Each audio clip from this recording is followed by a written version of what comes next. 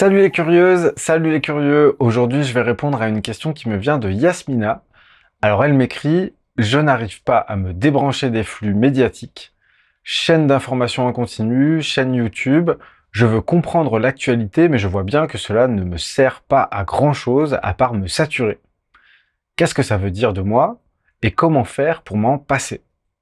Alors, merci beaucoup pour ta question, Yasmina.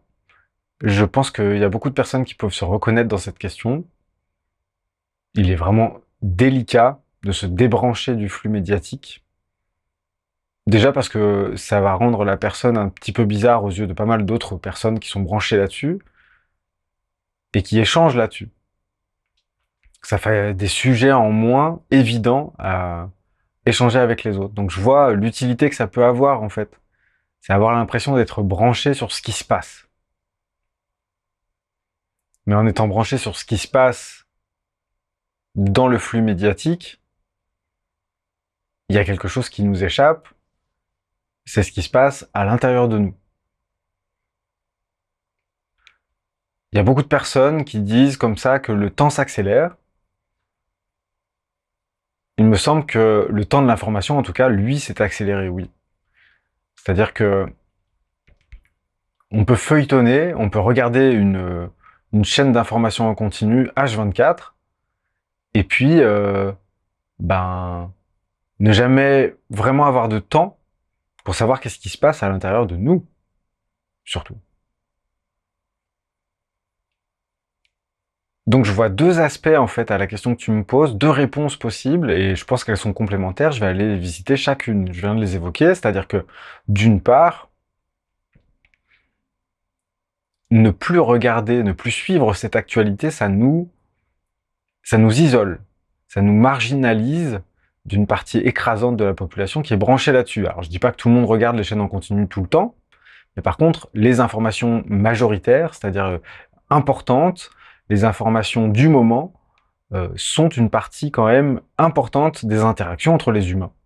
Quand on ne sait pas quoi se dire, on parle de ce qui s'est passé dans le journal, des faits divers, des actualités. Donc ça veut dire qu'on s'enlève toute cette possibilité d'interaction facile, où il y aura juste à citer, en fait, ce qui s'est passé, c'est la réalité, donc tout le monde est branché dessus, c'est très facile pour les personnes de dire «ah oui», et puis après, bon, bah, on peut dire deux, trois trucs dessus, et ça y est, on a fait une discussion.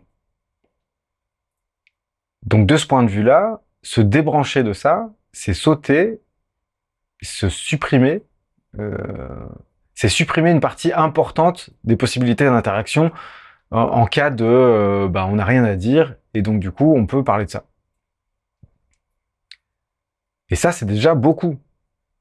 C'est-à-dire que je pense que euh, nombreux sont les décalés de naissance, comme moi je les appelle, qui vont avoir à cœur de suivre les actualités pour pouvoir interagir en société.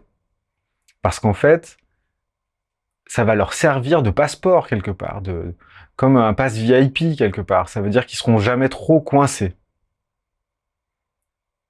Puisque sinon, ils vont se retrouver seuls avec leur singularité, donc ils n'auront pas de sujet consensuel à échanger avec les autres.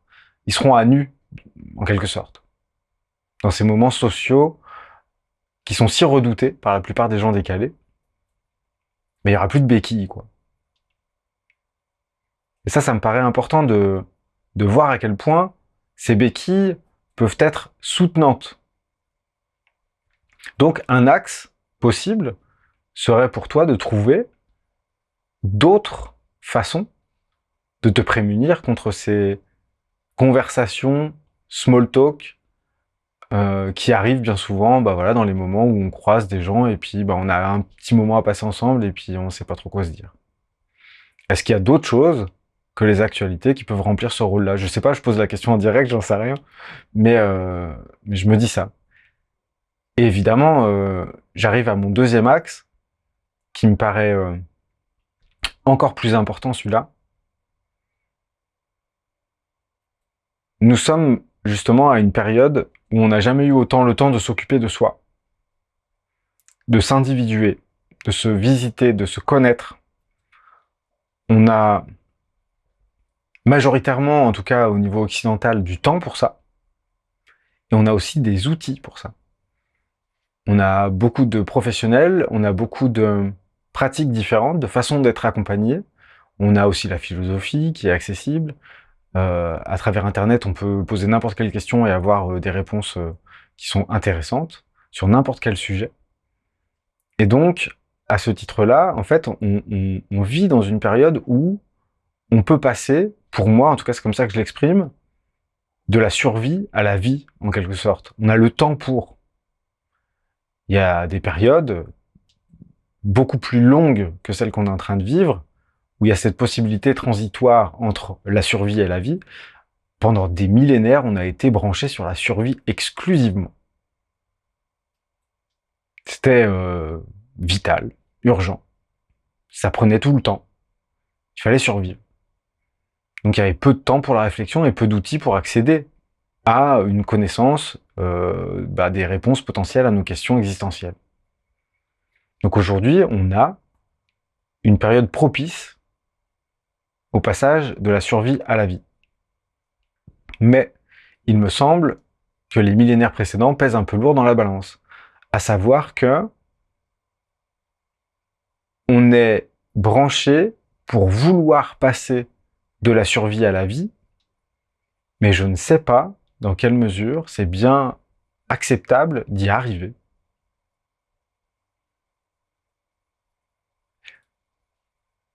Vouloir passer de la survie à la vie, c'est noble, c'est beau, c'est épique. C'est compris par pas mal de gens. C'est pas un sujet pour tout le monde, mais il me semble qu'à travers cette chaîne, je m'adresse à des gens pour qui ça a du sens. Par contre, j'aimerais attirer votre attention sur le fait que ce sera sans doute difficile et encore plus solitaire comme exercice d'y arriver en fait, en quelque sorte. C'est-à-dire que finalement, en voulant passer de la survie à la vie, on constitue un groupe de personnes qui n'y arrivent pas et qui aimeraient bien. Donc ça veut dire qu'à plein d'égards, c'est hyper confortable d'une certaine façon d'être dans l'inconfort de ne pas y arriver. On n'y arrive pas, on a de bonnes raisons de ne pas y arriver, c'est la faute des autres, c'est la faute de l'époque, c'est la faute de notre famille, de notre éducation, de l'humanité, de notre façon de nous traiter les uns les autres, etc., etc. Mais y arriver, c'est quelque part aussi être vulnérable. C'est quelque part être à nu devant les autres. C'est dissonner, encore une fois, c'est dissonner dans la dissonance. C'est-à-dire qu'on est encore plus seul pour trouver des interlocuteurs avec qui échanger sur des choses qui nous tiennent à cœur. En tout cas, on peut le redouter quand on n'est pas encore passé de la survie à la vie. Ça peut être une des questions les plus brûlantes qui soit. C'est qu'est-ce que je vais faire quand je serai dans la vie, parce que je serai tout seul à ce moment-là. Je connais que des gens qui essayent, mais qui n'y arrivent pas. Donc ça peut être préoccupant à un endroit où on n'est pas conscient vraiment d'être préoccupé par ça, mais je pense, moi, que ça tient une place importante dans le fait qu'on continue de vouloir vivre sans y parvenir. Ne plus suivre les chaînes en continu, c'est avoir du temps pour être avec soi. C'est avoir du temps pour ressentir le fait d'être en vie. Pour écouter, pour ressentir, je sais pas moi, pour éveiller nos sens à ce qui est en train de se passer dans notre périmètre. C'est revenir à l'endroit où on est, où il y a notre corps, où il y a notre existence. Il y a des petites choses, où il y a, je sais pas moi, un oiseau qui chante, etc. Là, on va rentrer dans quelque chose de plutôt méditatif, d'une certaine façon. Mais c'est ressentir la vie qu'on est. On n'a plus l'habitude de ça. Et surtout, l'époque qui nous permet de passer de la survie à la vie, quasiment compulsivement, s'est empressé de nous donner les moyens de ne pas le faire. Et alors là, on est nombreux, et vraiment je m'inclus volontiers, à passer énormément de temps à penser à passer de la survie à la vie sans le faire réellement. Et je m'inclus vraiment dans ce que je suis en train de dire. C'est vraiment délicat, c'est intimidant, vertigineux, d'être vraiment en rapport avec son corps, avec son environnement proche, avec sa réalité, à l'extérieur de l'écran, à l'extérieur des nouvelles qui sont soi-disant celles qu'on devrait savoir aujourd'hui, directement en connexion avec la vie. C'est intimidant.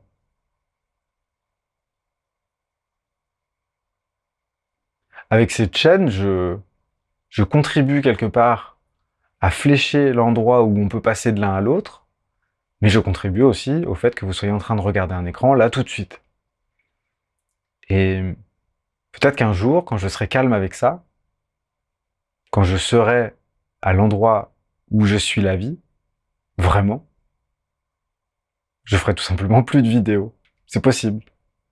Donc quelque part, je compte bien profiter de ce moment d'entre-deux où je peux jouir du fait de m'adresser à vous, de me poser ces questions-là, sincèrement, en toute vulnérabilité, vous montrer que c'est pas facile, même pour les personnes qui se disent référentes, la plupart des personnes qui font des chaînes YouTube de cet acabit, de développement personnel, insistent, et je voudrais insister à mon tour, sur le fait que, bah voilà, de mon côté, j'éprouve des difficultés à passer de cette survie à la vie, moi aussi.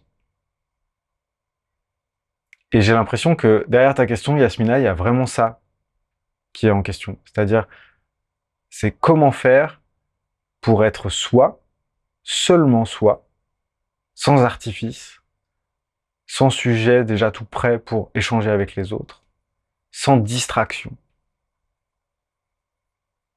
sans divertissement. Et j'aimerais te rejoindre à cet endroit où tu te poses cette question, parce que finalement, j'ai beau avoir parlé pendant quelques minutes, je cherche moi aussi encore cette solution. Mais je suis heureux et je prends du plaisir à être en train de chercher. Et j'espère que toi aussi, à travers cette réponse, tu auras des pistes pour aller à un endroit où c'est plus heureux pour toi, où c'est plus doux pour toi d'être dans cet entre-deux, entre la survie et la vie, et d'avancer peut-être vers cette mise à nu que je comprends, que tu redoutes, mais que je t'invite à rencontrer là tout de suite avec moi. Et chacun d'entre vous qui avez écouté cette vidéo jusqu'à maintenant, je vous invite à vous poser à l'endroit où ça fait tellement peur en fait, d'être sans artifice, simplement soi, dans les limites que ça constitue et dans l'infini que ça constitue. Voilà, j'espère que cette vidéo vous aura servi à ouvrir quelques pistes. Je vous remercie de votre attention. Vous pouvez réagir en commentaire, mettre un pouce si jamais ça vous a plu, vous abonner bien entendu, et surtout, n'oubliez pas, la curiosité est un joli défaut. Salut!